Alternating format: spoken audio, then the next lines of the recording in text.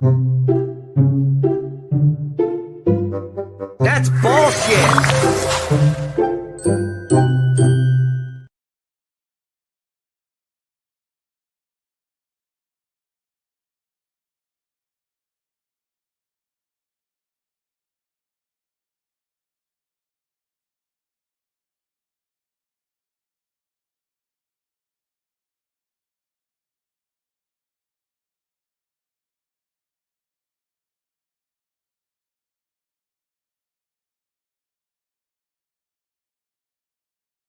Look at that old sponsor face. I love you. I miss you. I miss your money.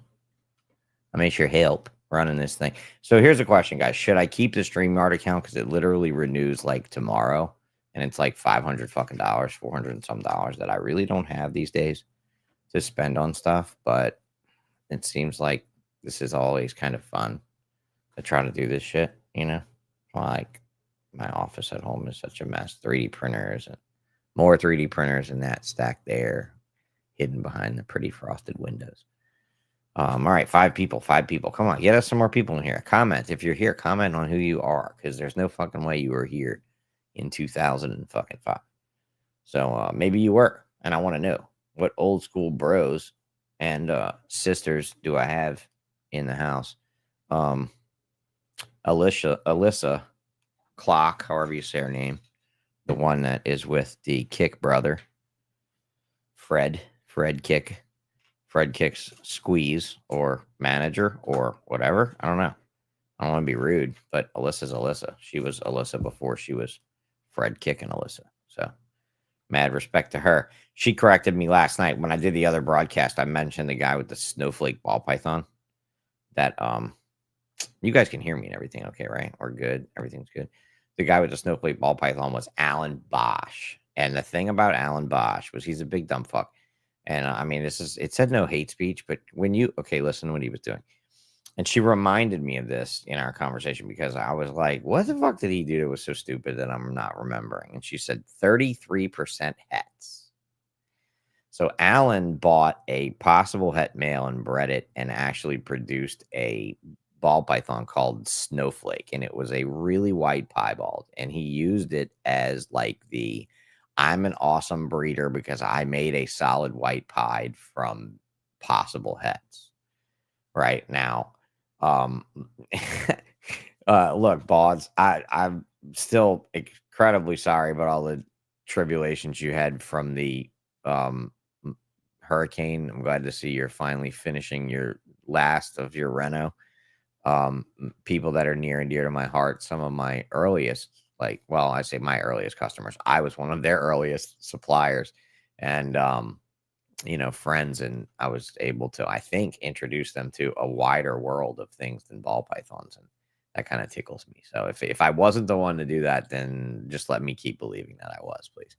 Because anyway, all right, we got 10 people, and this is good. This is better than me just throwing shit out there the other night saying, "Oh, come join me real quick because I want to do this because I found this folder." And I got off the phone with GoDaddy, and they got me into my shit, and I was like, "Oh, we need to look at this," and I was like, "Ooh, look at this, look at this, look at that." I got to share this shit. I can't go through this and then go through this again. So a lot of what I'm going to go through here is just it's literally like I've not looked at it since like I saw it on the website or whatever. So I'm not sure if I'm back at it.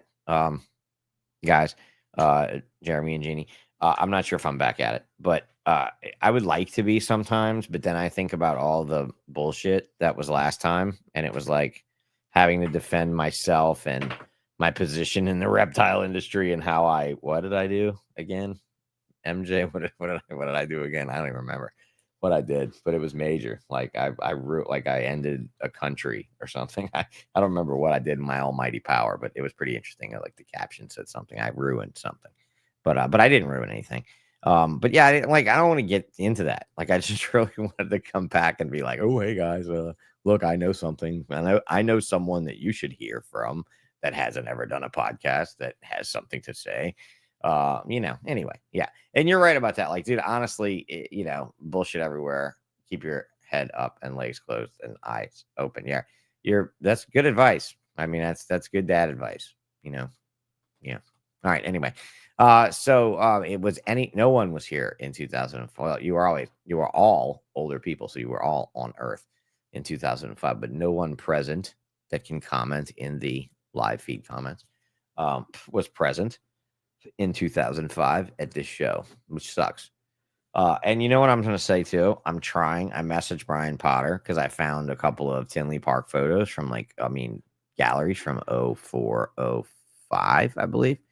And I was going to see if maybe Brian would come on with me and do it live with me. That was pretty fun. Oh, yeah. Oh, yeah. Oh, yeah. He was there.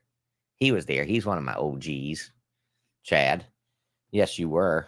And other Chads that are no longer with us, sadly, were there, I'm pretty sure. I don't remember if Chad Gray was there, but I'm pretty sure he probably was. I don't know. He was old school. He was back in the early days. Yeah, so last time we went over the 2004 stuff. So if you haven't seen that, go back and watch that.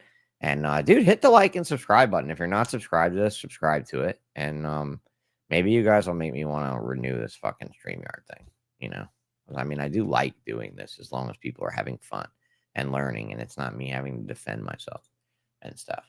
So anyway, let's get along with it. Maybe we'll pick up some more people along the way. You guys comment along the way. Please don't just listen to me, because this makes more fun if we interact together. All right, to the stage and shrink me down. All right, there we go.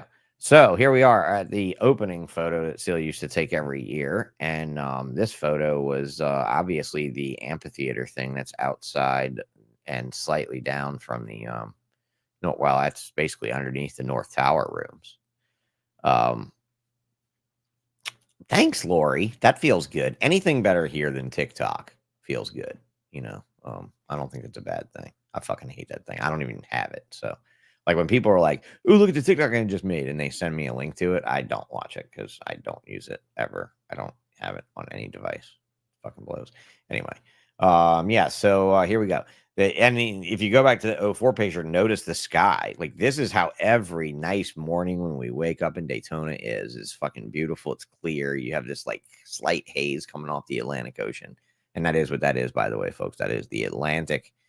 You can see Africa from there. Actually, the funniest thing is, if you think about it, when you're standing on this beach, you're closer to the ground zero of ball pythons than anyone in Asia and stuff, like in the Far East and Japan and stuff. You're closer to sub-Saharan West Coast Africa. It's just across the pond. I mean, really, seriously, if you wanted to more or less take a boat ride straight out of this fucking scene directly across the ocean and down a bit, you'd have plenty of ball pythons, like plenty. Like you'd be right there in the shit, so it's kind of cute. But anyway, this is always a great thing to wake up to, that fresh air on your balcony, that good smell from the ocean, especially if you're not from around water. Feels really good waking up here. Always loved opening my hotel room doors in the morning. Same famous shot from the last time, but not hurricane impending. So this is beautiful sun, and we're ready to have a hell of a reptile show. 2005, this would have been the month before the catastrophic Hurricane Katrina hit New Orleans. Here we are coming in the show with the wonderful Wayne Hill professional show. Pipe and drape, never a thing until NARBC started doing that. NARBC, give them the credit for the professional pipe and drape booth style show. This was more or less a glorified gigantic motherfucking reptile conference, more or less swap meet trade show, flea market, even you could call it. Much more designed after the original reptile show style, which was just rent a place, get some tables, get people in the door with reptiles, and have fun. Before the whole like commercialism, logos and banners and t-shirts and price lists and things were a real thing. Reptile shows were really basic, and this show was no different. All right, look at Brian set up nice and early today with his burning banner of beauty. This was the first time he had this banner, and I remember us going over there being like, "Ooh, look at that ball! Ooh, look at that ball!" Because in 2005, you would have had several morphs hit the ground. Not a whole lot of designers popping out, except from the big boys: Greg Graziani, Brian Barchak, Nerd, Mark Bell, Ralph Davis, Dave and Tracy Barker, and the Sutherlands.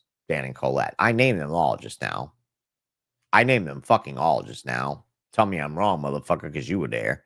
Jonathan Sell Reptiles. Jonathan Sell Reptiles. His name is Jonathan Sell, and he is Jonathan Sell Reptiles.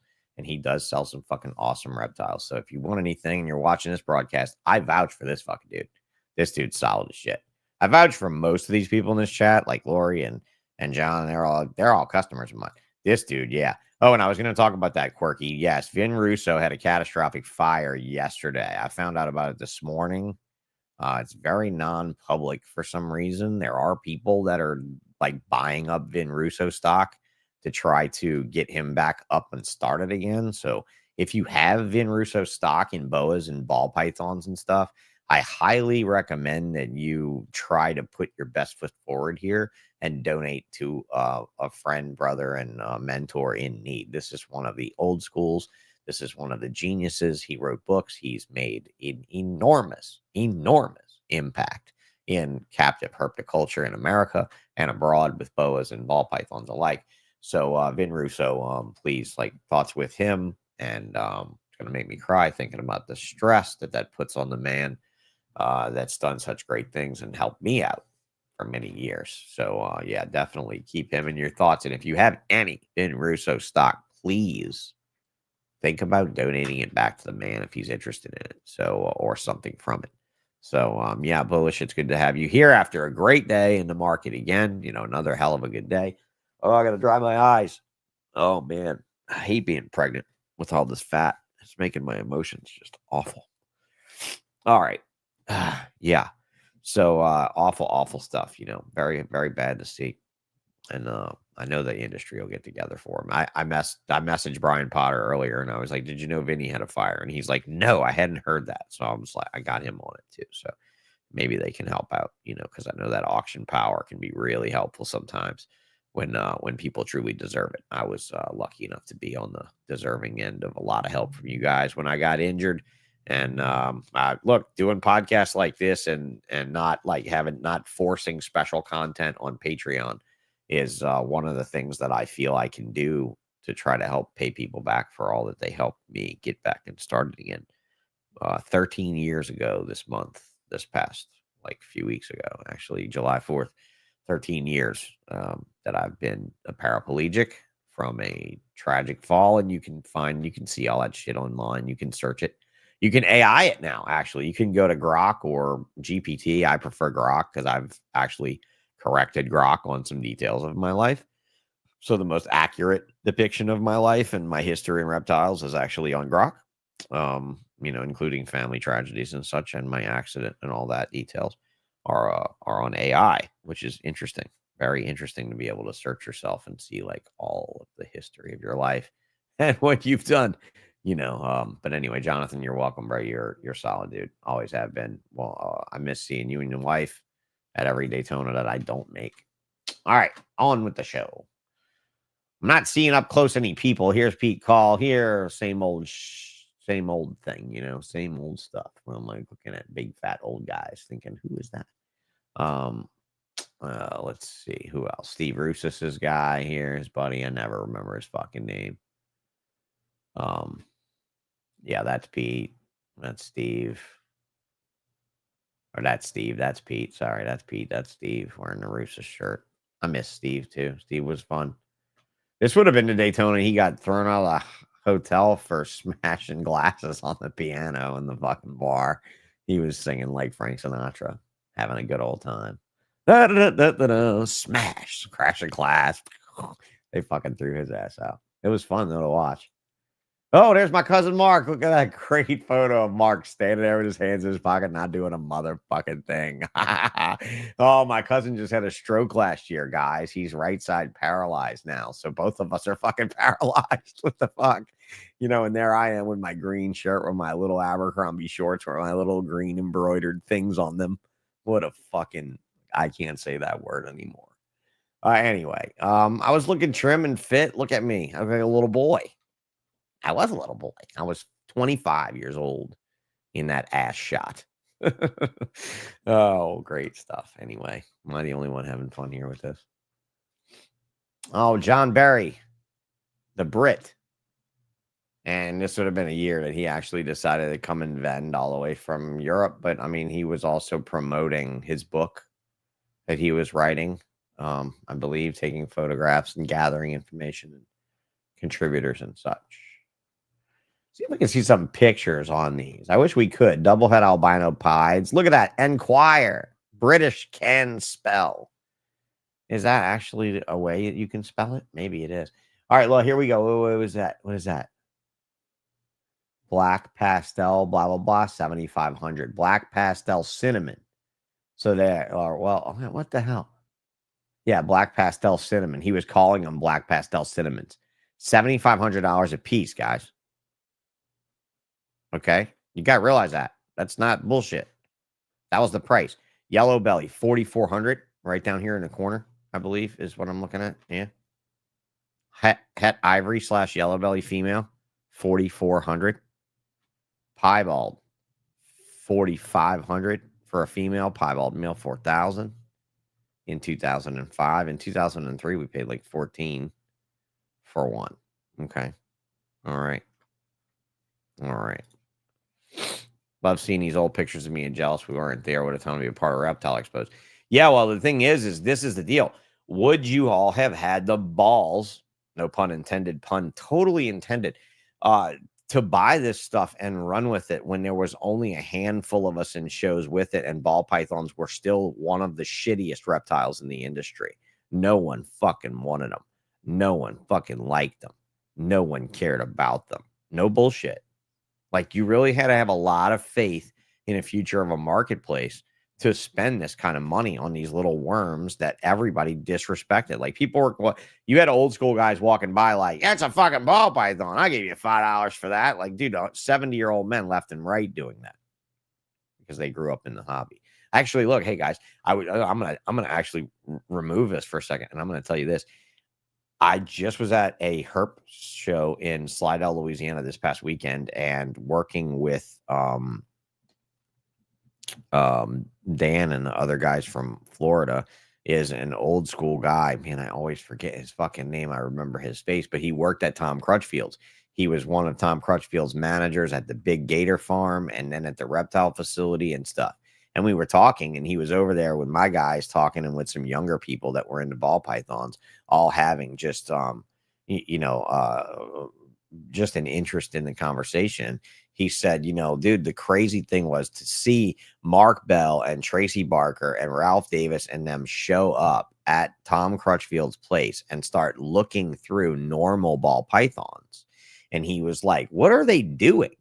Looking at those $5 snakes. Normal babies were $8 and adults were $10. And he said they're looking at every scale, everything around the eyes. They're looking at, and they're just making piles and piles and piles. No. Not the guy who bought his property. He worked for him. I'm not going to talk too much more about the guy's personal life, because his personal life intertwined with people at Crutchfield is kind of wild. But I mean, it's kind of ironic. I mentioned a guy's name, and he's like, I mentioned another guy's name involved with Crutchfield, and he's like, oh, he's the father of my twin boys that I, raised. And I'm like, oh, fuck. I don't need to talk about that. I don't need to get into that shit. That's part of the reptile side of drama that I don't really want to get involved in. I mean, like, somebody might want to do that on podcast and shit like that, but not me. I was like, fuck that. We're all right, dude. I'm sorry I mentioned his name. I felt really guilty about it. But anyway, he was part of the old school crew down there at Tom's and everything. And he's still in the bit. I mean, he was walking around wearing like a faded old Repticon shirt. So you're like, that motherfucker knows what he's talking about. Like, dude, you're wearing like a Miles Repticon shirt. Like, this bitch was from the 90s, been washed, t-shirt, washed. And it was washed the fuck out from when Repticon was a new thing. And it was interesting, talking to him, because he was like, they're over there digging through these ball pythons left and right, and they're making these piles. And he's like, what are they looking at? They're fucking $8 ball pythons. And then he said, we go to Daytona and we go by their table, and they have these morphs that they're making from them that have no pattern and stuff, and they're getting like $15,000, $20,000, $40,000 for them. And he was like, joke's on us. There we are getting paid minimum fucking wage to shovel this shit around. And we got our hands literally moving on diamonds we could have been buying for pennies. And I'm just, that's how it worked. Would you have had the wherewithal to say, max me out, baby? Take my credit card and run it till it won't run no fucking more. You know, John says no free cash flow to put that kind of money into play. Bro, I was 20 years old. I didn't have any money. I got every credit card loan I could get and maxed every fucking one of them out. That's how Sean Bradley got started. Because I had a pet store already. Lemon pastel female, 1800. Regular ass boa at $95. You know, I mean, boas weren't anything hot, like really. They had a bunch of morphs of boas and shit that were already on the downfall. There was nothing there. Like Aztec would have been the insane shit at this show. At this show, we would have picked up the Aztec boa. All right, so here we go. Let's get into Celia snakes. This would have been a jungle. This would have been an albino sunglow. I mean, maybe. I don't know. Yeah, it's a sunglow, right? All right, a pewter from John Barry. This is all John Barry snakes. There, it's labeled up there at the top. It says Barry 7 right there at the beady top of the thingy. I'm glad she has them labeled that way. There you go. A super cinnamon, super black pastel. That didn't have too much of a fucked up face, which was pretty awesome to see. That big dog nose was still there, don't get me wrong, but it wasn't mangled like the first ones we saw in 2003 or 2 that Chris McQuaid had on Gulf Coast Reptiles table. So there you go. Would have been some of the very first black pastel, super black pastels you saw for sale. Would have been these. All right. PHB. Brian Henry Barchak. Look at this motherfucker's hair right here. All right. Oh, this is Lori's brother. I forget his name. Very cool guy, though. I really liked hanging out with him. This is Aaron Jones again from the other videos. This is Bob Jones. They worked for Brian at every Daytona show. But they were also from Michigan. They worked for Brian when they were kids, I believe. And again, Bob, I'm not sure what Bob's up to, but Aaron's a photographer, a very, very world famous and accomplished photographer now for commercial photography. All right. BH fucking B. Look at them clowns. See, look. Blade clowns. Look. There. Reduced clown ball. 2005. This is the year after we picked up the badass, extremely reduced Super Blade clown from him. And he started cranking out stuff from that female. Now, truth be told, Brian did some videos on the Super Blade clown stuff, and he declared that he was ground zero for Blade and Super Blade, and he was actually wrong. Tracy Barker and the original clown animals were actually ground zero for that mix.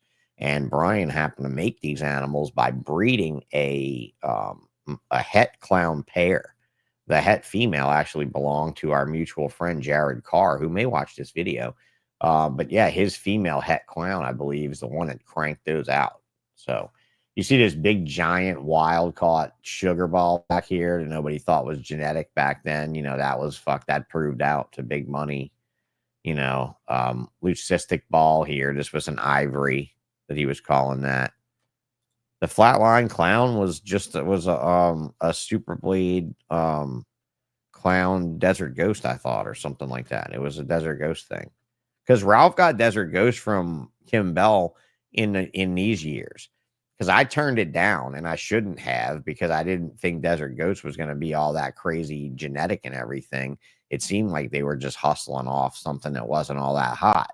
You didn't know what was going to happen when you started mixing all this stuff together. So this would have been the time. But Ralph's flatline clown was years after this. That was like fucking 4 or 5 years plus this.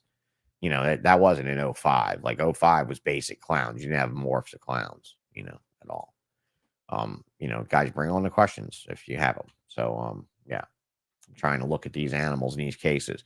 This right here was a pastel butter. This was not a pastel lesser. Brian actually didn't have lesser from Ralph. He bought butters from Africa from Noah with Mark when Mark did, pretty much.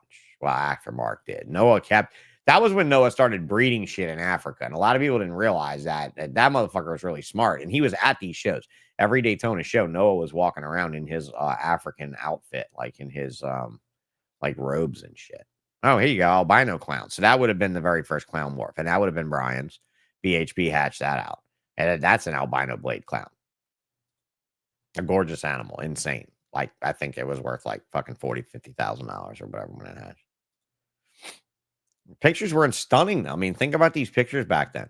Think about what you would get when, like, we would go home from Daytona and Celia would edit her photographs. Because, again, I didn't take these photographs. Celia Chen took these photographs. You know, edit these photographs. Here's a camo ball. So I got these. I got into these things later on with the Sable project. You know, whatever that was, a mix of a pinstripe and whatever fucking dirty ass morph made it dark like that. Really cool. I don't remember. Sunset. The sunset. The original sunset when it came in from Africa. The very first sunset. Right when Brian Barczak got it from Africa. That's it right there in that photo. Wow. Wow. That's awesome. I'm so glad I have that for all you sunseteers. Yeah, it was super. I did it with Super Sable. He did it with Super Chocolate, the camo ball. Thanks, John. I fucking forget. I had so many of these morphs in my head. Isn't it cool, though, that we're seeing Ground Zero? Now, this was the one that produced normals. And yeah, Joe Fosse's not wrong about that. Well, I mean, the first albino, the first G Stripe went to Bob Clark, but yeah, they facilitated that.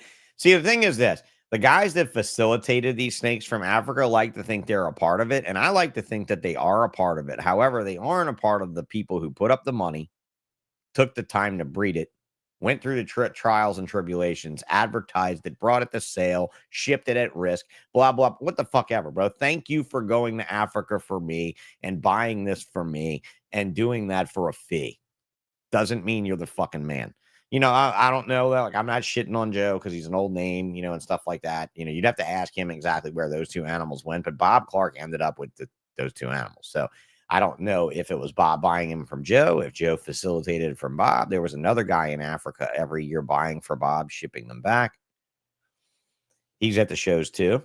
You know, I mean, most of those guys were smugglers and shit. So, yeah, I mean, is it true? I don't know.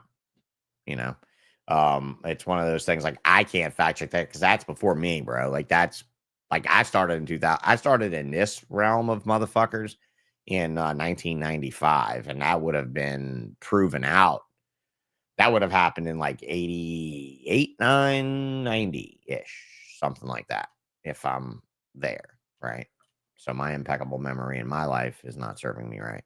But yeah, sunset number 1, huh? So she sure did love to take pictures of that fucking thing. That thing was cool as shit. And so Brian goes on to breed this fucking thing, not get immediate results from it, and then shelf the fucking project thinking, oh, it's not dominant, move on to the next thing.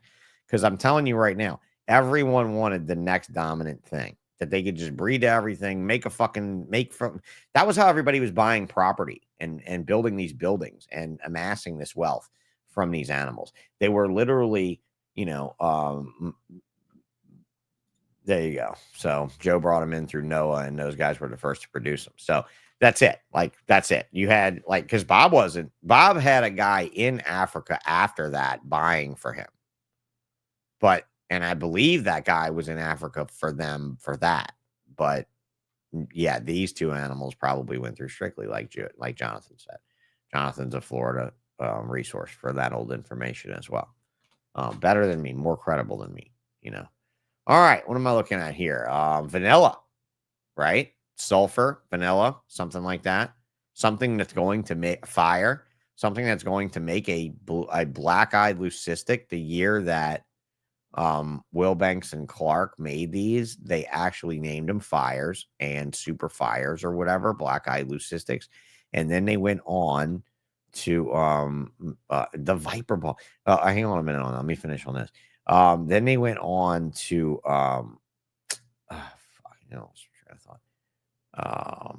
they went on to trademark the fire name so that no other breeder with any other strain from Africa would ever bring it in. And that brings me to this. Do you have pictures of the Viper ball that that Barczak had? I'm assuming that's what you meant, but Barczak had. Not in these reels because we never were able to see that animal in person. The only photograph of that animal was actually produced, I believe, the following year from this, and it showed up in a Reptiles magazine post. Now, the thing about that was actually fucking crazy because Bob and Mike Wilbanks were somehow involved in the Viper Ball in Africa, or they wanted to buy it, and then Brian was buying it, and then they wanted to not lose the opportunity, but Brian had dibs. I don't know. I would love to hear the story from, you know what? Honestly, I'm sad that we can't get that story directly from Brian, because I would trust Brian's account of that story more than the other two. But Will Banks is a pretty credible guy. Like, he doesn't lie to me and stuff, I don't think, you know? So, like, I would like to ask Will Banks about what the real truth of the Viper Ball was. But in the Reptiles Magazine article that came out, this crazy looking fucking snake, you know what, bro? Somebody needs to go online and see if you can find a photo of that thing. Let me look real quick. Let me see real quick. Let me open up a Chrome window and search and see if I can find it. I don't think I can find it. BHB. I'm just going to search BHB Viper Ball. I'm sure it's going to show up some kind of way, right? From an old forum. But fuck, most of the old forums are all gone now. Ah, yeah, there's the image of it.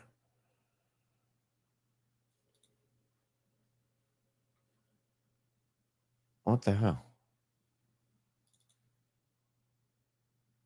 It's an old Ralph Davis page image of it, too. And it's, like, terribly bad. Hold on. Oh, my God. The fucking... I can't believe the old journals are still up. Like, this is Ralph Davis's web. Man, we're going to look at this real quick, too. Hold on. Let me see. Can I share another screen? No, I got to share a different screen. Stop sharing that one. Share window. Here we go.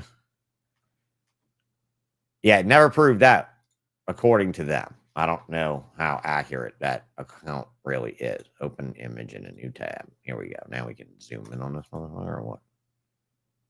God, man. How do I zoom in Google Chrome? Can I do that? Dude, can you believe that? It's like an ancient GIF image. Let me see here. Unproven Viper is actually the title of the graphic. All right, I'm gonna try. I'm kind of trying to open it to where we can zoom in on the fucking thing, but it's not really happening for me. Oh yeah, there it is. No, it's not. Anyway, all right, that's it. Like, oh, there it goes. There it goes. There it goes. There it goes. There it goes. There it goes. All right, horrible photo. Like, this photo is horrible, but like, when we look at this thing, what do we see? Like, we see, like, it's got like that muted, like, it's almost like a really weird, deep ultramel kind of thing. Like, like, it's really strange. Like, trying to comment on this and see. Hold on, let's see. Wait, I'm not even looking at there. I'm like looking at this thinking I'm showing you guys the right window. Look fucking me. Hold on. Bear with me, bros and sisters, while I deal with this problem. But you know what? Y'all are getting some unique content that no other can offer. There it is. All right, there we go. There's the juicy up close. Now it's bigger on your side. See that, Jeremy? If I only had the ability to do this with everything. Everything, buddy. Ooh. Ooh. Ultra Monarch, but not deep enough color. But you see what I'm saying, though? Like, you would, if I had this thing and I proved it out and I said, oh, I bred it to a Monarch or an Ultra or something, and it threw some weird instant allelic thing, you wouldn't be like, oh yeah, that's fucking crazy. You like, I'm now looking at it now. But the cool thing to me was it looked like a blood python. I'm like, that thing looks like a fucking blood python. It's really got a really cool like color to it, the way it fades down. It's really neat.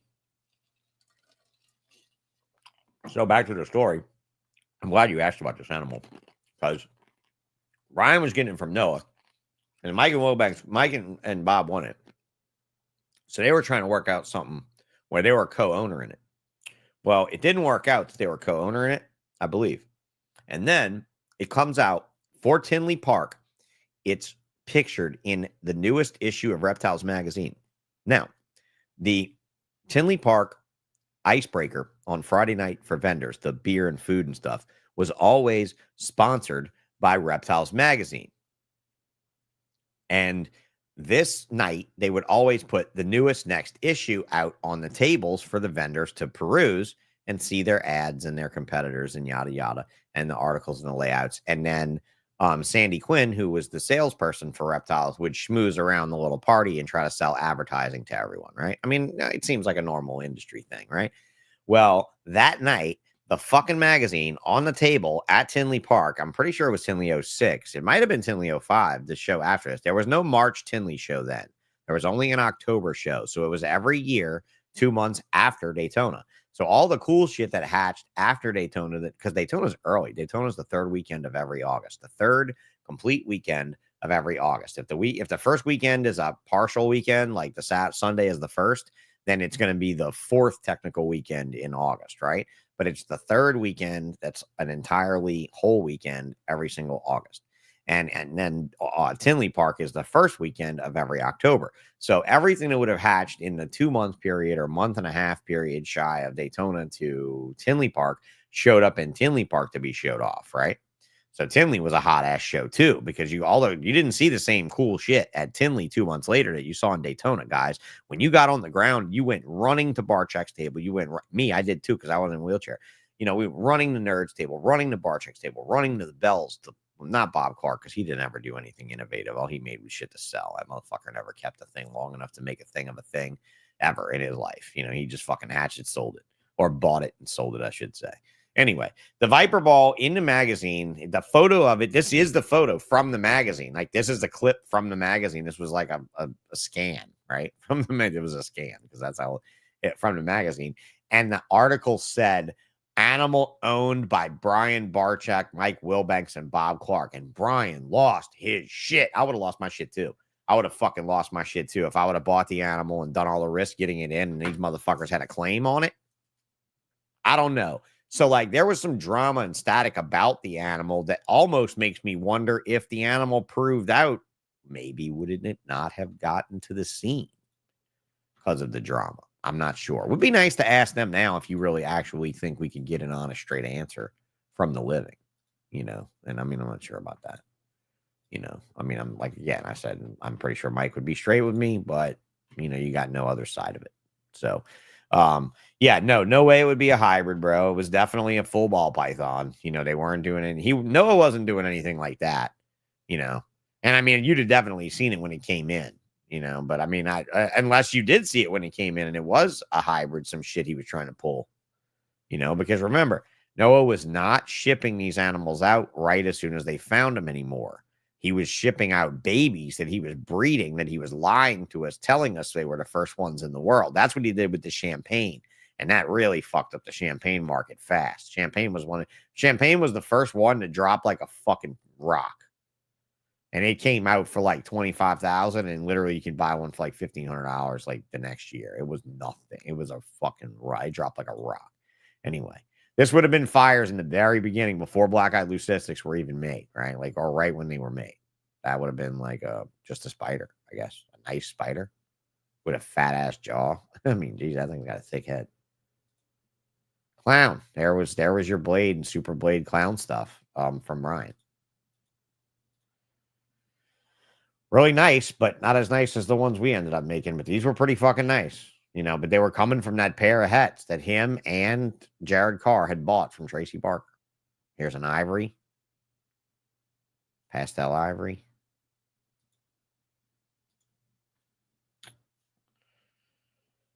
Blue-eyed Lucy thing. Yeah. That's a hybrid. That's a ball blood.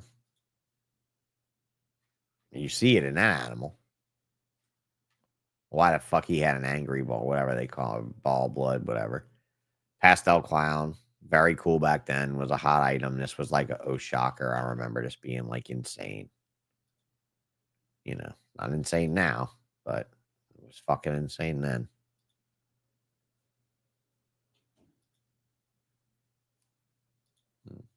Lost some people here. What's that? Pastel something spinner. This was the first spinner. Very first spinners. And here's a cool project that Brian had. The albino Savannah monitor. The albino Bosk monitor. So I'll share this story with you as we go. This is a really cool animal. Really pretty, really neat. These animals ended up dying in the Pro Exotics fire. They were all at Pro when the fire happened. Sad too, because I don't know if there are any albino savannas out there now. I mean, they got to be in Africa because these all came from Africa.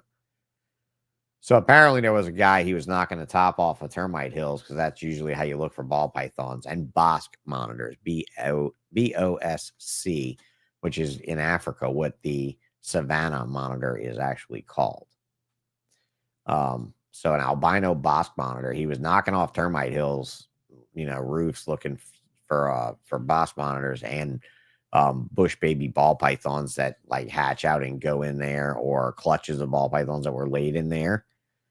Inside the termite hill. And apparently the guy cracked open the termite hill, and inside was ooh, that's a cool looking snake. Ooh, that's cool. We're gonna get to that next. Inside was the albino savanna, the albino Bosc monitor, and Barchek bought them. I think they were very expensive, 20,000 or something a piece, and it was a lot of money.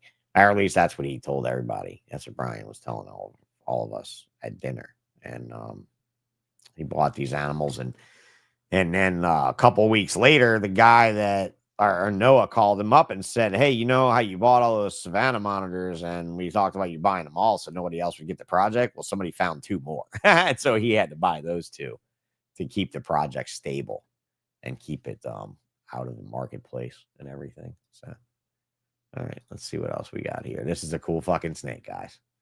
So this is Brian's 2-headed albino hognose that didn't split all the way, and it was actually a shovel nose hognose. Of course, it died, but it was fucking cool. That was a cool looking freak right there, bro. That fucking thing is badass. The shovel head. Yeah, the hognose, the shovel nose. That thing was badass. Like the coolest almost 2-head that I've ever seen. Like really fucking cool. That was Burks again. Let's look at this fucking freaky bastard a little bit more, huh? Look at that fucking thing. God, I wish I had a straight on shot of it. The mouth was just one wide mouth. 2 tongues, from what I remember. It was rad. Yeah. The shovel head. Oh, man. Fucking cool. All right, Burks. Burks. The Burks. I'm sure they had some outstanding boas. Look at that fucking thing. That thing was a knockout. Like ghost boas. Oh, those are Central Americans. Ghost CA boas.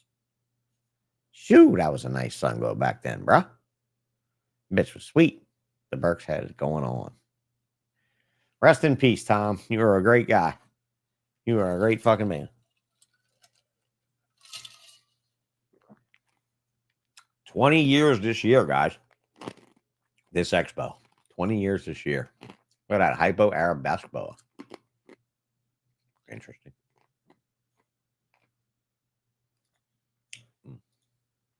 Bloody. The blood boas. Oh, those fuckers were nice. Oh, I love these snakes so much. I wanted these things so bad. That's not the show I got them, though. Whew, that thing is fucking nice, huh? Wow. Man, that was some pretty shit back then. We were taking photos on black melamine this year. The last ones were done on actual velvet, black and white velvet. These were done on black melamine. She was always looking for the right photo subs. All right, Mr. Ben Grishaw. Carver extraordinaire. Exhibitor for all the years now. I mean, fuck. Ben and his lovely wife have outstanding art. And what's crazy is at the very next expo in after this in Tinley Park, I bought this pair of breeding chondro pythons, and I have them still. They made it through the move and everything. They'll be in the bus. Hopefully, they'll be riding in the bus with me, mounted on the ceiling, maybe over the driver's area or something. But I have that exact pair. That's my pair of green trees there with that stick with the Y on one end. But the green trees themselves is one piece of wood. And if you follow the tails around, the cloacas and the spines and everything line up perfectly with how they would be wrapped. as they cozily fuck on a stick. I thought it was pretty cool. And he used to carve one of those every time he sold one every year, but just one a year. And an incredible artist. You guys can see him again every year at the show. You know, he had a hoe bus. Yeah. That is Amy A. Gecko down here was done for my buddy Roman Mona, as I mentioned on the last one. I said Roman died. This is a casting of the original carving that Ben did for Roman. All right, back to Rico. Rest his soul as well. Signal Herpetoculture, Rico Walder, passed from brain cancer a few years ago. Chondro Coalition had this room off to the side, and they had all of their chondro wares in there. Very cool stuff, but I mean, you know, there was only a few things like these that had like killer color on them and cool patterns. The rest of them were just fucking chondros going through various color phase changes, not knowing what these genius fuckers would look. Well, I mean, look at these things though. You know, this is some shit for MJ right here to talk about. You know, I hope he watches this and sees these photos of some of these animals, because these were really, really spectacular. I know I really liked this one, and I almost bought it. But I didn't. I didn't buy it. I didn't get deep into chondros. I got a few, but I didn't get many. There's Mark doing what Mark does. And here's our booth the second year we vended Daytona. And this was a 2-booth table. And I said on the last show that I got kicked out into the hallway in 2005. I was wrong. That was in 2006. That's the next one you'll see. But I used to fly that banner. I told you that before. I was telling you the guide of the banner and how we did the bed sheet thing. And I had these torches at the end of the Exotics by Nature banner. And then this following year, I added on these other websites, ballpythonmorphs.com, cornsnakemorphs.com. And this half of the booth was all corn snakes, and this half of the booth was all ball pythons. And it was really fun. Like, it was really nice to have a 16-foot spread of snakes that were made by us and were really valuable. And we did really well by then. This year was the first year that we had pinstripes on the ground. So I would have had, at this show, I had like 15 male pinstripes with me when they were like $15,000 a piece. And I traded a few and I sold a few. And like, it was, these shows were good. Like, these are shows when we used to go and make $15, $20, $30,000 every time, you know, pretty routine. This is another show where you would have seen Justin Kabilka, little baby Justin, walking around the aisles handing out business cards for his hopeful future ball python business. That panned out very well. Look at Dan Sutherland, bigger, bolder, faster, repping his Dodge Motorsports t-shirt right in front of me, trying to do my tidying up of displays and poop. It was always great to see Dan walk around with his camera. And if he ever took out that camera and took a picture of anything in our booth, I was always so flattered, because he is one of the godfathers of reptiles, in my opinion. Pewter Ball at EBN. That would have been the year that I started making some really cool morphs. 2005.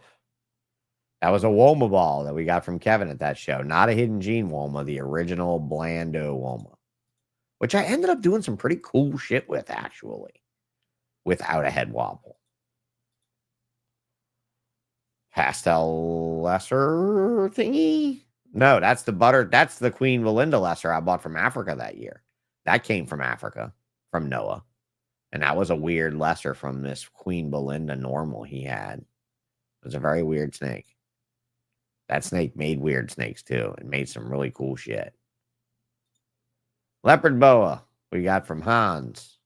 Smelly Hans Winter, who couldn't understand that these fucking things were not, you know, were codominant and not recessive. We're trying to explain to him that hets always prove out. What's up, Will? What's up, Willie? Good to see you, buddy. Het leopard boa, that always proved out.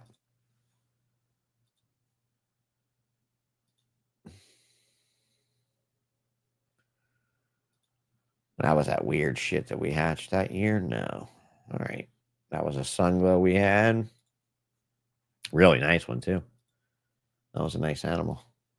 These are all EBN pictures. Brian Kolwitz. Exotic ball pythons. Yeah. And a few other people, a few other old school people in that shot. Um, Brian's pewter. Oh, Greg, the now one-armed bandit. All right. Let's see. See what old Gregor had. Oh, Bumblebee. Yes, indeed. I got a Bumblebee from Greg that year. Bumblebees were worth $25,000 that year. Super Cities. More of those boring white snakes that everybody was hunting. Everybody wanted them boring white fucking snakes. Old dirt in the nose and everything. Oh, my spasms are super angry right now. There's that Jack dude we were talking about yesterday and his wife talking to Pete's dude, Grant. Was that his name? Grant? Look at Pete's table, bro. Just slam full inventory. Look at all the pies, man. Look at all the fucking pies. $6 grand, five grand a piece, $6 grand a piece. You had your choice of 100 of these motherfuckers. Arabesque. Or hypo arabesque.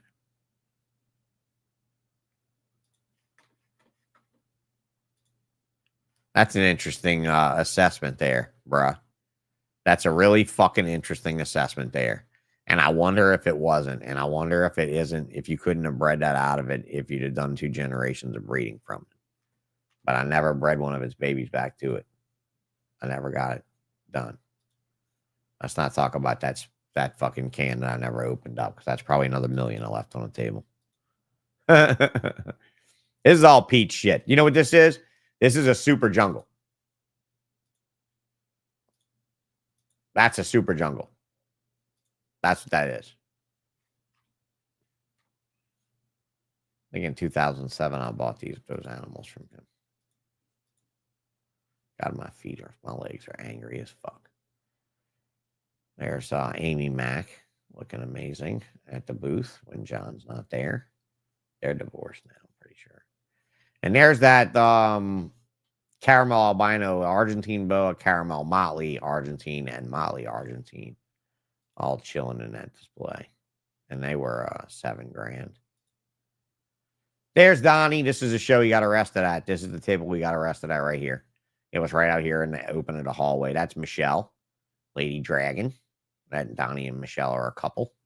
They're 2 of my favorite people. And you guys are having a fucking auto conversation over here in the fucking chat. Apparently, I'm boring you with my recollection of the history of all that you guys enjoy. Fucking losers. Anyway. More nerd wears what? Spiders, fucking 3.5 thou. Whatever. Lesser females. Those are all butters. None of those are lessers. They're not lessers. 20,000. You see that price? This is 20K, I think, in that price sticker. That shit's nuts. Chondras. Oh, yeah. So I'll tell it again since this was the show. All right. This was the booth. You see this whole booth, how long it was or whatever. And Nerd, it was such a lame setup. Kevin didn't give a fuck. He was like, I'm Nerd. I have the baddest shit here. Nobody cares about how I'm set up. Kevin, you fucking asshat. Should have done a better job. Anyway. Donnie had like 2 snakes out, bro. Like 2. Nothing at all, right? And Florida Fish and Wildlife, the agent was plainclothes. When she's walking around like flirting with vendors and shit, trying to trick them. And she's talking to Donnie. And she's like, oh, these snakes are so beautiful. Are they yours? And she's like, oh, no, ma'am. All of these are Nerds. I just work here. These are mine, though. But I just work here and he lets me put them on the table. But just these 2 are mine. Like that. Like these belong to me. These are my personal snakes. Kind of like that. Like just friendly conversation. And the woman's like, well, I'm Florida Fish and Wildlife and you need a permit. Where's your permit? And he was like, well, I don't have a permit. I'm working for him and they're on his table. She was like, but they're your animals. Doesn't matter whose table they're on. It's the owner of the animal that has to have the permit. The permit doesn't cover the table. And he's like, oh, I didn't know. And she's like, well, you're under arrest. And they actually arrested him. And Marshall from the Pet Industry Joint Advisory Council, PJAC, actually bailed him out. Potter helped, I think. I'm pretty sure Potter and Marshall were close, and Potter was the one that reached out for him, I thought, or something. If I remember correctly, maybe I'm wrong. These are the cases that Animal Plastics made for Nerd that Nerd was so protective of. But they really weren't all that special. So I'm about to copy them in a way, in a new, fresh way. I'm about to do the same kind of design. Fresher, more feature-packed. Anyway. Yeah, Kevin had all these cool tokay geckos and shit getting started back then, though, too. Like, that was a new thing for him, you know. God, I wish you guys could see my legs jumping under the table. It's like I'm trying to get up and run. Carpondros for Dr. Frankenstein. From Dr. Frankentard. Kevin at Nerd. My old pal. My good buddy. Fuck is that? Crebo? Now, this was the strawberry boa when we got it. This boa was weird. This boa ended up in the possession of Rich Delbano, and it made like 1 litter of babies and then died, and I don't think any of the babies even survived. But this was a really cool snake. I really liked that Rich see this animal again when it was a baby and see how unique it was. Joe Rollo, BCI Joe, picked this up at the Daytona show. Oh, no, I'm sorry. This is a Nerd picture. This isn't ours. Ours looked a lot like this. This was a T-positive boa. This was Nerd's T-positive boa. I hope we can find a picture of the strawberry, because the strawberry looked a lot like this, but it was weird looking. I'm sorry for being so confused. It just brought back some memories that confused me. Honeybee. The very first honeybee that I thought was the coolest fucking name in ball pythons at that time. And, just more crazy, nerd balls. More spider combos, because he was stuck on those for a long time. That's a soul sucker. With a really fucked up head, Kevin. Jesus Christ, what the hell happened to that snake, huh? It's all bit up and shit. Look how fucked up it is. That must come from Africa like that. And that shit would happen. It would come like that sometimes, John Piro again. John and his brother. That was a lavender albino that I got from him. I got one of them from, I don't know if it was that one, but I got one of them. They had leopards, pieds that were really nice. John had. I mean, look, when you went by a guy's table back then and they had baby pieds for sale, they were no fucking bullshit, okay? They were a serious fucking player. John Piro Lessers. Now, these were Lessers. You see this color? That's not a butter. That's not anything like a butter. You see how brown this thing is? It's not yellow. It's like chocolatey, like milk chocolate, brown mocha kind of color. This was fucking babies from Platy Daddy. That was a offspring directly from the Platy Daddy. So, yeah, I can't call that lesser I was showing earlier that came from Africa a lesser, because it isn't a lesser. Lavender albino. Pieds, more pieds. Now, these motherfuckers right here, the Potts brothers. This would have been the very first time we saw the Aztec boa. I'm going to take some time to tell this fucking story, too. This is the very first time we saw these crazy-ass boas that, half the people were thinking were hybrids or whatever.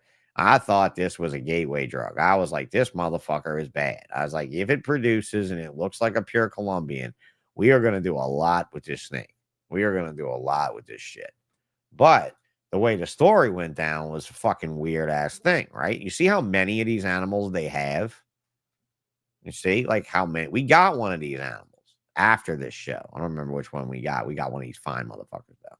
Like that one. Or the one right before it. I don't remember which one we got.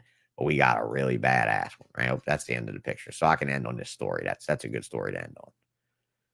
So the Aztec boas are over at the Potts tables from Herp Hobby Shop in fucking Florida, all right? And these two greasy fat fucks are like, already have like a wildlife felony thing on their record. They just been having to deal with, wildlife and get an article in Reptiles magazine published saying they were guilty for smuggling or paperwork errors or whatever it was that they had gotten popped for.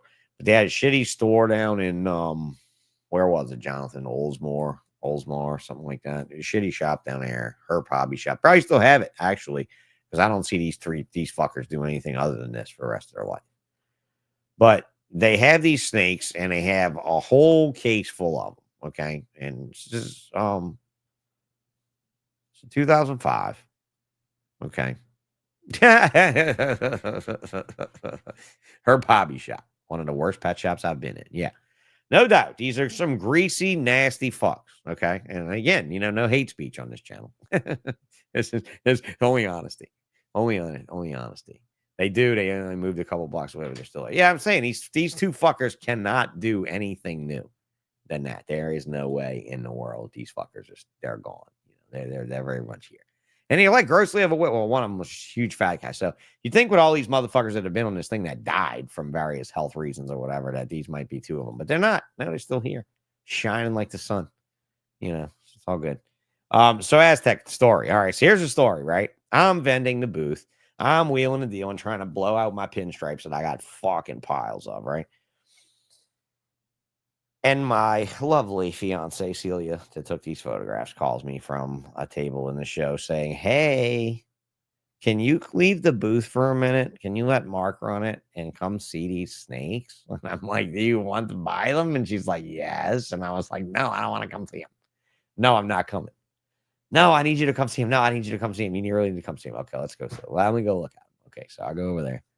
And as I walk up, I see Andrew Potts, Pete Call, Jeremy Stone, Colette Sutherland, and Celia.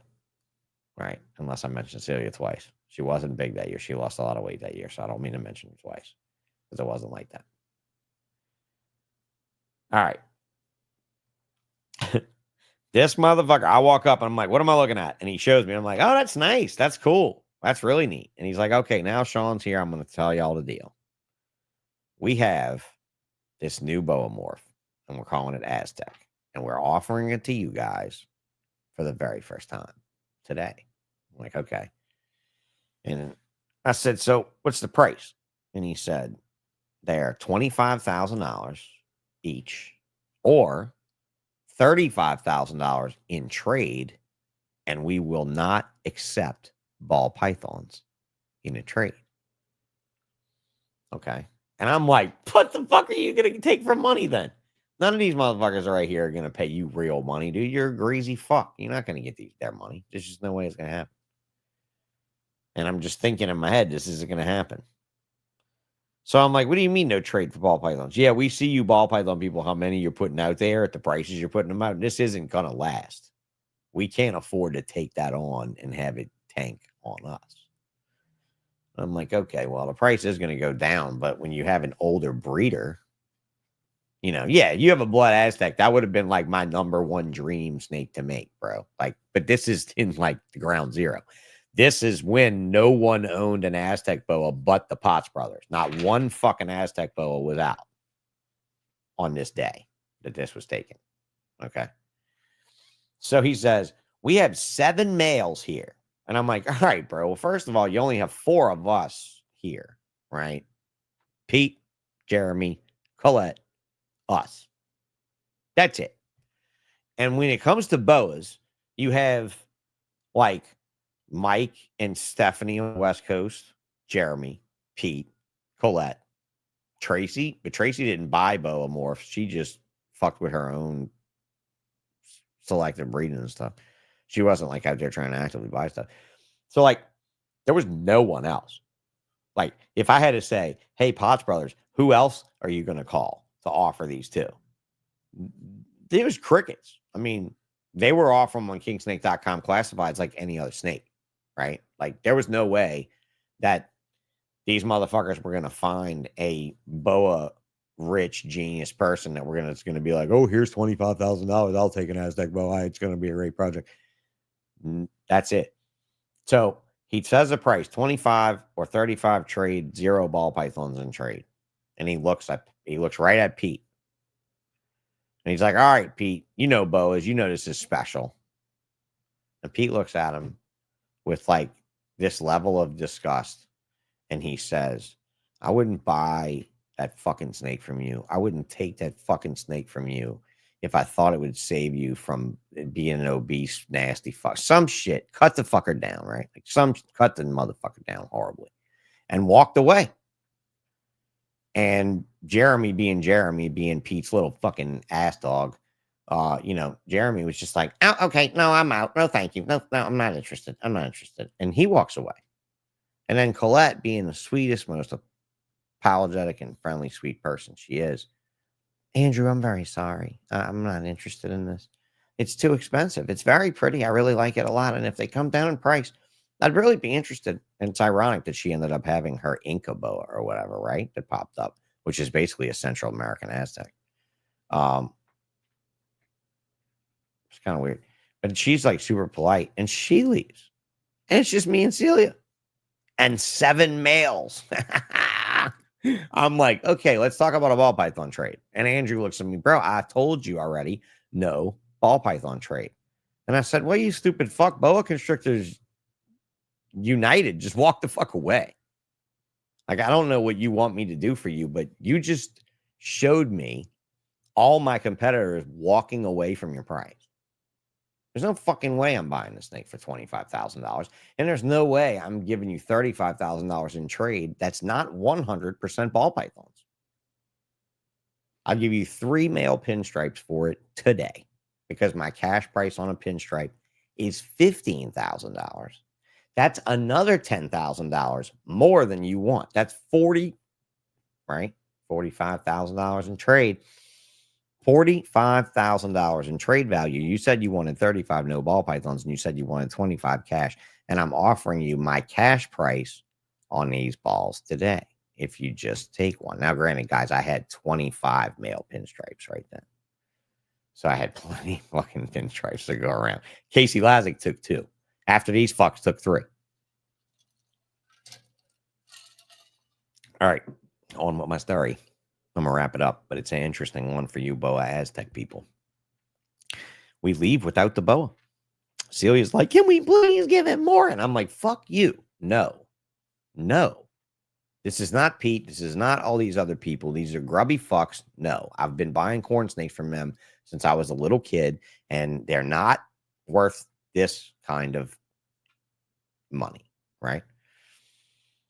I'm not going anymore. Sean, please, can we please? And I mean, we had like $20,000 at the show in revenue, right? No, we're not buying that snake from those 2 for that price. And she was so fucking upset, dude. Like, John, I'm telling you, sometimes you just gotta be a man. And you gotta put the foot down. You gotta say no. It's over when the wife calls you to come look at a snake. You're right. And I wanted the snake. It's not that I didn't want him. I mean, look, I'm looking at this morph right here when no one else was looking at it. I think this is the animal I got, actually, with the light orange pattern on it and shit. I mean, I was looking at a snake I was in love with. I mean, and I'm a boa person too, and I loved what I was seeing in this BCI. I saw a whole lot of future in this fucking thing, but not at that value from these guys. And so we left. We left without it. And so all of boas walked away from this project that weekend, right in front of all of our eyes. And a week after, Celia's like, can we please call him and just do something? And I'm like, I said, call him up and see if he's ready. So hit him up. I'll hit him up. And I sent him an email and I said, hey guys, I have 3 male pinstripes warm, ready to ship, eating like a fucking gangster right now. I'm sure you have one of 7 Aztecs left. But if you do, I want the pick animal of what you have remaining. And they were like, we haven't sold any. We like the price we were at. And I'm like, okay, I'm offering you 3 male pins for it. Again, $45,000 in trade, 3 at 15. You want 25, 35, yada, yada, yada. And everybody walked away. And he tells me, I will do it for 4 male pinstripes. Fuck you, man. No. So she reads the email that says I'll do it for 4 male pins. And she's in there like trying to look through the pinstripes, seeing if we have any ugly ones that can go cheap or whatever. Right? And I'm like, no, we're not giving him fucking 4. I said, all right, here's the deal. You want the boa so bad. I know you're going to make money with it. I know you're going to do well with it. It's not going to matter. And I got more pinstripes to know what to do with right now anyway. So I will do this. I will hit him up and tell him one more time, 3 male pinstripes at 45,000, blah, blah, blah, blah, blah. And if he says no by tomorrow, if he hasn't agreed to it by tomorrow, then I will give him 4 male pinstripes for that fucking boa for you. Even though I don't want to give $60,000 in trade for a fucking boa that these grease balls have.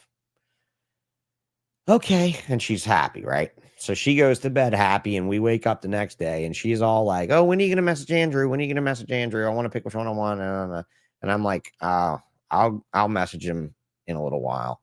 And I went and checked my email for the day, and there was a message from Andrew. We will accept your offer of 3 male pinstripes for the Aztec boa. So, unbeknownst to them, they almost had their 4th fucking pinstripe male. But anyway, we got our Aztec male. I believe it was this one. Or one that looked a lot like this. It was a really incredible looking one. And we went on to breed it the following year to a hypo, salmon hypo from Rich Eiley, and me made the very first high-tech boas that I named high-tech after the shoe, HYTEC, and I sold the first hypo Aztec male. I only had one. I sold it for $18,000. The females I sold for $12,500. The regular Aztec males I sold for $15,000, and the females I sold for $8,000 or $9,000. And we sold the entire litter of like 20-something boas. And the total was well over $100,000, and probably the single most profitable litter or clutch of animals that I ever had until banana ball pythons. And that was the original Aztec project. And the Potts brothers were fucking, floored by the hypo Aztec thing. They were like, I can't believe it looks so fucking good. And then Andrew's out there telling everybody they made it. Oh yeah, we made those. And motherfucker, I'm like, you son of a bitch. But yeah, you used to be able to find the post from Celia's name was Wet Seal, WETCEAL, which definitely a dirty name now. But there was that Wet Seal mall, like shop in the shopping malls, like women's clothing store. And her name was Celia, and she always went by Seal. And so Wet Seal was just what her name was.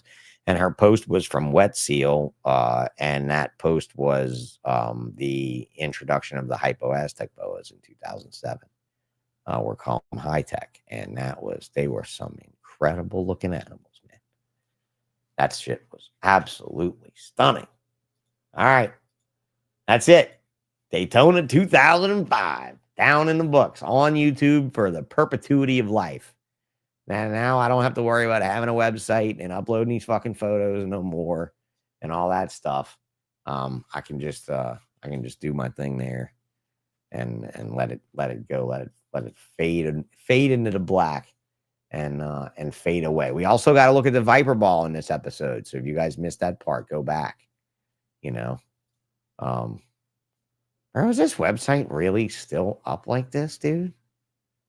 The fucking Ralph Davis Journal is still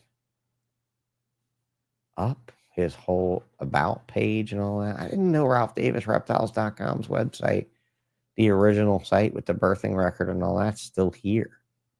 From 99 birthing record, 2000, 2001. Yeah. Yeah. And we did one too. God, we used to be on this page every day, didn't we? Didn't we used to be on this page every day, guys? Oh, let me.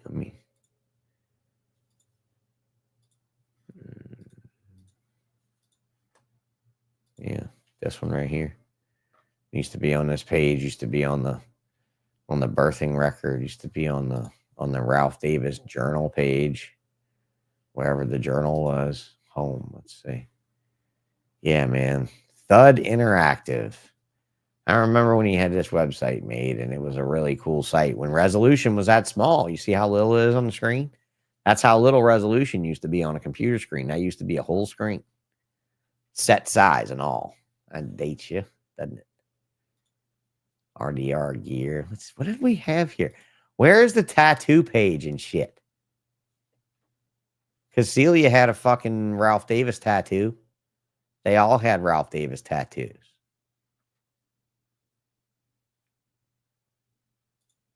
The private page?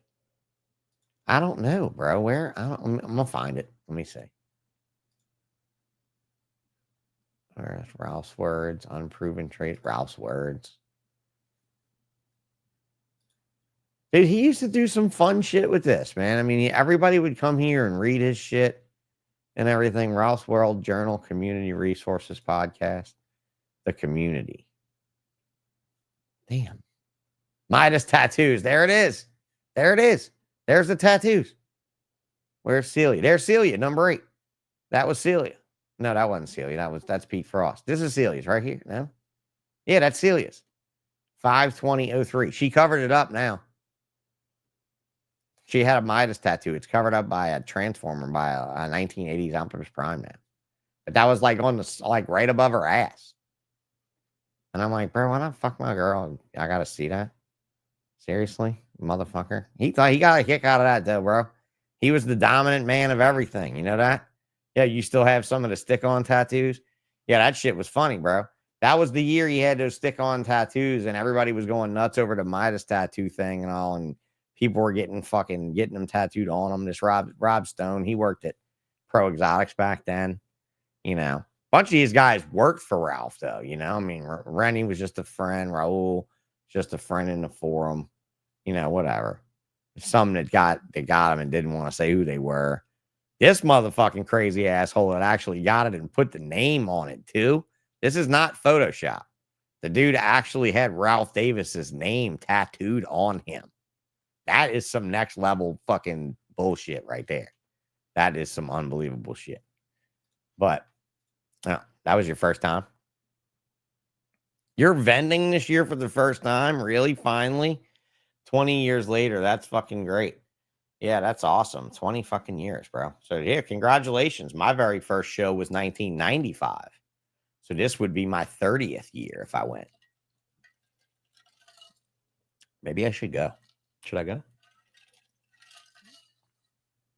30th anniversary of me being at a Wayne show.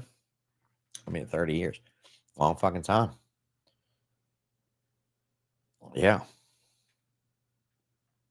I mean, original motherfucking OGs, dude. That's it. That's it. The OGs. But yeah, the journal was cool. I mean, this was all when he used to bitch and cry about everything, and he used to talk shit about people and all that stuff. I mean, he would go off, bro. He would fucking go off back then. I mean, this is like 2009. He did this shit. He just blogged. He was the biggest blogging reptile guy. There's no doubt. Nobody blogged more than Ralph.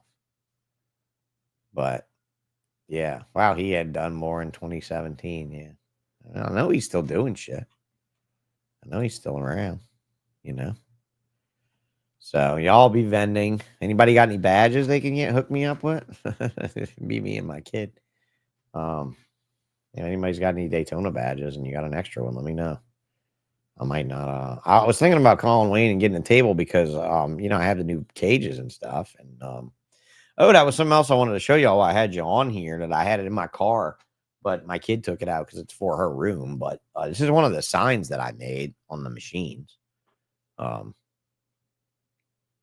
is a really nice one. This is the Camp Half-Blood sign that I made my daughter. So if you see that, I mean, shit looks fake in this image with the shininess, doesn't it? Like, look at that. The gloss acrylic effect. And then the Camp Half-Blood letters are raised more than the rest of the sign. See that? And those letters are inlays. So I think that's actually my handiwork there. The letters fit pretty nice and tight. But, you know, if you're a vendor, if you're a collection, you might have seen my elusive propagation sign I did for Barry Swope and his puzzle ball collection. If you didn't, go on Facebook to my page or go to the Hurricane custom page on Facebook or Instagram, and you can see that sign. But if you guys need collection signs for your wall, real serious hardcore signs, if you're doing a podcast and you want a backdrop sign or whatever, I do extremely high quality work. And then my work also has like hangers built in the back of it, so you can hang it easily. I can do LED lighting. I'm doing one right now for Visionary Exotics, which is a friend of mine, William Sanford, who's been around for quite a while. Man, some of you might know Will. Doing his logo right now in LED color and thick frosted acrylic. like 3-dimensional LED standout lit up letters and shit. Like it's really quality, like super nice. Big money stuff, but super worth it, especially if you're trying to show off and be like a big dog in the camera. So, guys, if you need anything, especially signage or anything like that, please let me know. Engraving, I'm still rocking this cup from when Chris and I did the first return of the Ball Shit podcast on this day, on August 19th of 2022, when we recorded that, when I came back to YouTube thing. I'm still rocking this cup, dude. Look, I bang this thing out every day on my wheelchair. See, it's all scratched up and dinged up and stuff, but it's still super quality. Like, look at the engraving. Like, it's still, look at the little dots around the ball shit. You can still see the actual spacing around the dots. All of the little details on the thing. So, like, these cups quality is insane, guys. So, Fat Man's logo, you can still make out Fat Man's logo, you know. My boy Steve Doss sent me a pic. Ooh, buddy. All right. Damn it. See, you got me hyper for a minute. I was all agitated. My legs were going, bah, bah, bah, bah, bah, bah, bah. They was excited. And then you had to follow it up with this bad news. Where did you send it there, bruh? Let me see. Phone. Did you send it on Facebook? Facebook? Oh, God.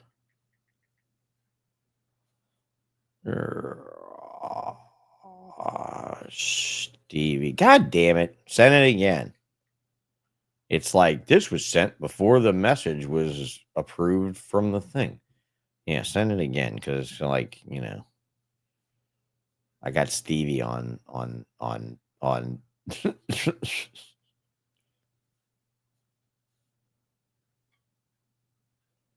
Oh, somebody's got a cookie burner for sale. Yeah, you got to resend the picture, buddy. Oh, there it is. There it is. There it is. There it is. Oh, yeah, look at your collection of Ralph Davis, and you've got freaking Brian Colwitz, Brian what? Cold Tits, Nitwits. Right? Everybody had a silly name for that dude. That poor guy. He had some really killer snakes. He had his hands in a lot of shit early on. He had the banana clown from Will Slow before Brock Wagner had it. I mean, that motherfucker had his hands on the fucking keys for the future. He really did. So yeah, bro, it's all good, man. You guys are a lot of fun. This is fun. I enjoy doing this. This is the kind of shit that I like to do. We only have one more Daytona, 2006. And then we have, I think, whatever the Tinley shows were that were on the list. I got to go download the shit from the server now because I'm canceling a bunch of my hosting packages and everything else. One of the things, too, that I wanted to tell you guys is I have this folder that's what I was trying to show y'all yesterday. I have that KSF folder, and that KSF folder has like every one of the photos that I ever took and posted on the King Snake forum or on the ballpython.net forum. Like literally like it's fucking crazy how many files there are in this thing. Let's see. Yeah, look at this. Watch. Those are all folders, right? And then this is all individual JPEGs. Like, look at this shit. She has them by date. Look at this insanity. Look at this fucking insanity, guys. Like, that's just insane. Like, I'm just on the D's now. Like, you know. Oh, dead. Oh, let's look at that. This is the night we crashed the King Snake forums. Oh, fuck. We got to, like, tag Sandy Steinley in this. Because, you know, she's the fucking King Snake. She was a King Snake coordinator. She was PH Faust, guys. If you remember PH Faust. Anybody remember PH Faust? Oh, wait. No, stay. Don't leave the studio. Don't leave the studio. Not before I can show you guys dead. So we were in Ralph's forum, and for some reason, there was some shit that came up, and it was an argument between two people, and it was basically somebody saying this is a dead issue. Like, I can't believe how dead of an issue this is. This is such a dead issue. We should just go post dead to it, right? We started a trickle of forum posts that said dead. Look, Exotics by Nature, dead, no post. Gail Thorpe, dead. Look, Tracy fucking Barker. You see that name right there? Tracy fucking Barker. You see that? That name? Ralph Davis, Tracy Barker, Boho, Mark S. Who the fuck else? We could get so many people's names. Herb Crazy. Like, who remembers dead? Like, I don't know if anybody remembers dead like me. But listen, there was 1, 2, 3. They won't open up in like a group opening. Yeah, start feeling old, bro. Like, seriously, start feeling old. This shit's great.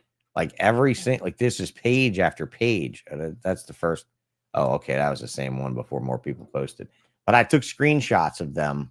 Oh yeah, yeah. This is fucking wild. Like, it went on and on and on.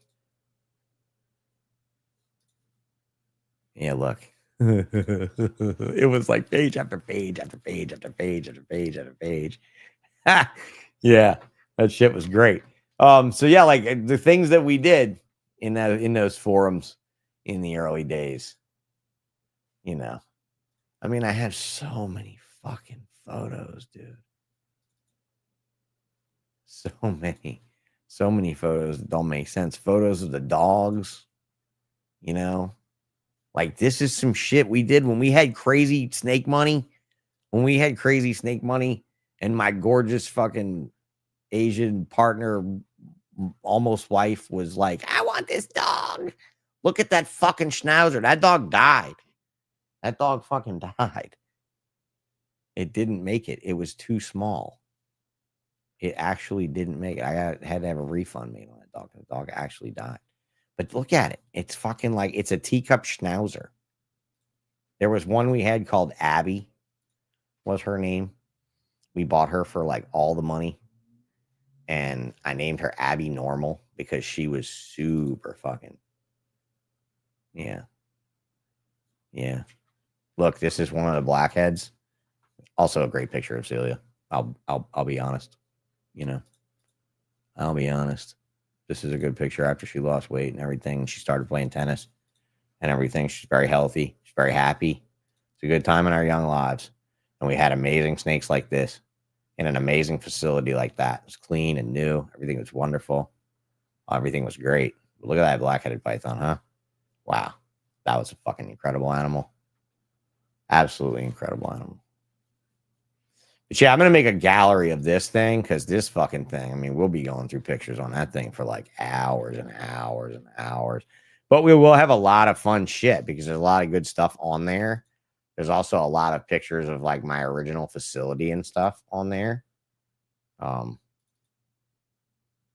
Yeah, like I'm finding pictures of the boa rooms and like the ball python rooms, and stuff like that. I gotta find a better way to share these files though, because this is ridiculous. So those were the cages I built after Greg's complete chondro book release, and he had like plans on how to build nice cages for green trees, and I built those out of MDF and Formica and heat panels and everything. And those cages, we just threw those cages away in 2024, early 24, late 23. We finally threw those cages out. Those cages lasted a long time, and they were really good. They worked really well. Anyway, all right, guys. But yeah, I have like just uber amounts of stuff, old stuff. I have all of this old, all of these old pictures from Celia back then. You know, my favoritist dog that I ever did have, his name was Marv. I'm gonna leave y'all with Marv. All right, you get to be left with my buddy Marv. My buddy Marv, who I sold whenever Celia and I split up and I moved because I just had too much to take care of. But yeah, he was the best dog. Look at me. Look at me. I was fucking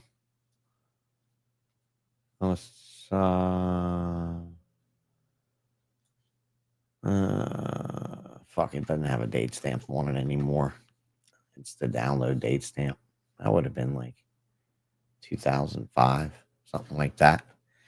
Well, thank you. I appreciate you very much. I really do. I thank you guys for joining me with this little trip down memory lane with all of us when we were younger and prettier and had our whole lives ahead of us. Some of us were walking still. It's hard to remember those days, guys. It makes me want to cry sometimes when I think about them because my life for the last 13 years has not been easy. It has been extremely hard, and I've had to give up a lot of things I love. But it's fun going through this stuff with you guys. All right. Well, there goes the emotions. Got to squash that shit and say maybe next time we do more and we have more fun. All right, guys. So it'll be a good night from me, and we will see you for Daytona 2006 as I try to get Brian Potter to maybe come on and guide us through the guide us through the rest of the Tinley Park ones. That would be pretty fun. So thanks for joining me.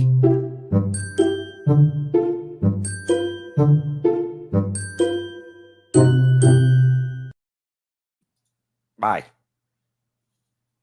End it.